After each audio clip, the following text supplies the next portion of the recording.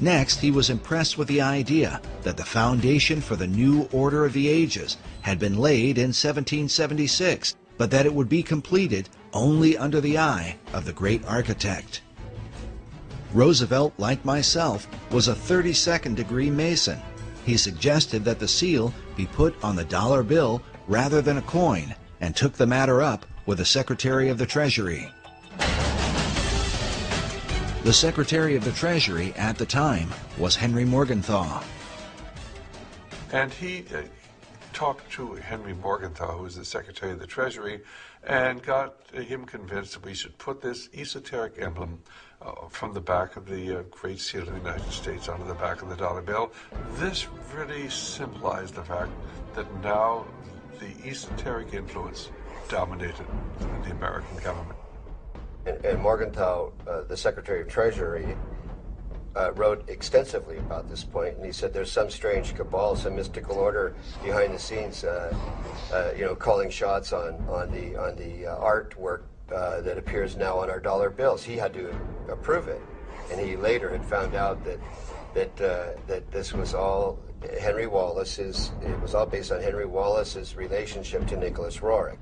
Nicholas Roerich is the person who is responsible for that ending up on the dollar bill. Today, the story of Roerich's mystical influence is told by a variety of occult researchers.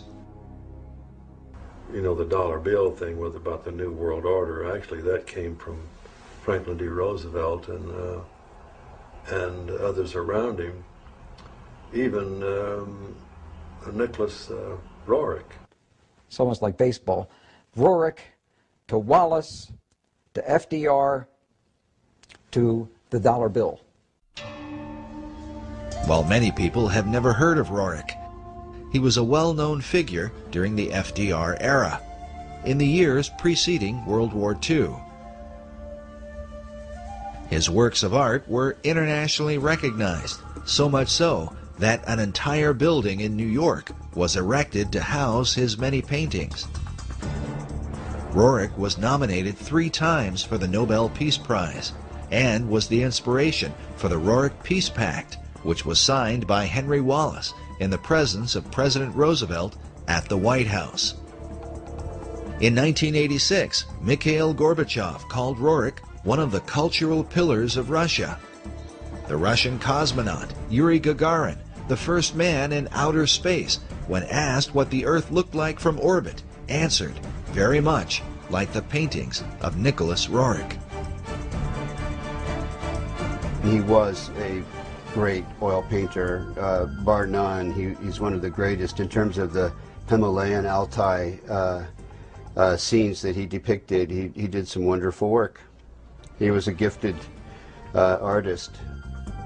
But Roerich's story is one of success and disgrace, as he eventually fell out of favor with his greatest supporters, and at one point was suspected by the Soviets, the Japanese, and the United States of being a spy. Information was coming out that Roerich may have been used as a spy when he went into these other nations in the Far East. And with that, that's what broke the link between Henry Wallace and Nicholas Roerich. To learn more about this mysterious figure and his influence on the dollar bill, we travel to the Roerich Museum in New York, along with cipher expert and international codebreaker Buff Perry, who has long been associated with the museum and its curators. Here we are at the Nicholas Roerich Museum at 319 West 107th Street, almost at the corner of Riverside Drive. His paintings hang on the walls of 3 floors of this building, and also many of the treasured archives, letters, and other writings and memorabilia of the Roerich family are housed here.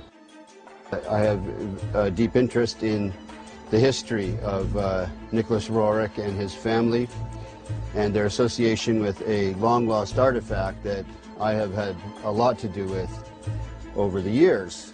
We'll learn more about this artifact later on, as it ties together Nicholas Roerich with Henry Wallace, Manly P. Hall, and what some believe will be the future destiny of America.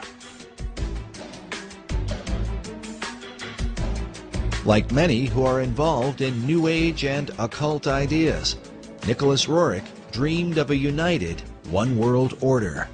Nicholas Roerich is seen as one of the key individuals, historical individuals, that had a lot to do with the development of the League of Nations and subsequently the United Nations, and is recognized as such in the United Nations building. I'm told, I haven't seen such commemoration, but I'm told it's there. And the history of the United Nations is often characterized in association with Nicholas Roerich's global peace efforts.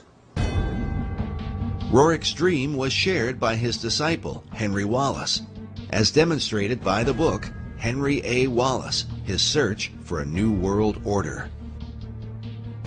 This concept is visualized by the cracked bronze globe that sits outside the United Nations building, where a new world is literally breaking forth from the old.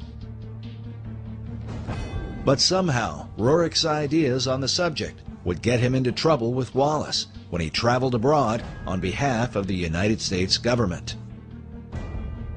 In the book, Tournament of Shadows, we read that Roerich had been chosen by Henry Wallace to scour Central Asia for drought-resistant grasses to combat the Dust Bowl.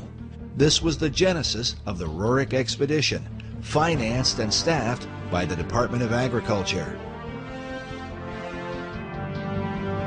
But during his 2-year expedition, Roerich seemed to be on a mystical journey, one that involved his quest for the legendary city of Shambhala, and literally searching for signs of the second coming of Christ. Nicholas Roerich's idea was that the second coming of Christ may happen within years, and that's why he visited India, China, etc., and Russia, and digging up and trying to locate spiritual centers and spiritual information along those lines. Authors Meyer and Bryzak write that the search for Shambhala, which he identified with the second coming of Christ and the Maitreya, or Buddha to come, obsessed Roerich. His paintings and writings thereafter conjured up his vision of a new age of peace, brotherhood, and enlightenment. But Roerich's concept of Christ, shown here in one of his paintings, was dramatically different from that of traditional Christianity. Both Roerich and Wallace were members of the Theosophical Society that was founded by Madame H.P. Blavatsky in the late 19th century. Blavatsky's view of religion can be summed up in her book, The Secret Doctrine. She makes use of the phrase, Demon est Deus inversus, which means the devil is God inverted. Her view was based on the ancient Gnostic belief that in the Garden of Eden, the serpent who tempted the woman was really an angel of light, and that God, who had created Adam and Eve, was really the devil. The reason is because God had forbidden man from partaking of the tree of knowledge, or gnosis. This is the origin of the term Gnostic, or Gnosticism. Blavatsky further argued that Jesus was only one Messiah among many, like Buddha, Krishna, and Muhammad, and that the fifth Buddha, also called the Maitreya, is the last Messiah who will come. She says he will appear as Maitreya Buddha, the last of the avatars, or way-showers. This belief and expectation are universal throughout the East.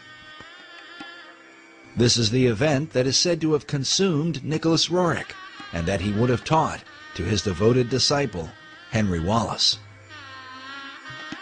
The proof of their bizarre relationship was more fully revealed in a series of letters penned by Wallace to Nicholas Roerich. Newsweek with Westbrook Pegler and others made a very big story out of what they called the Guru letters, the letters that Henry Wallace would send to Nicholas Roerich, which obviously he considered him a spiritual teacher from that standpoint.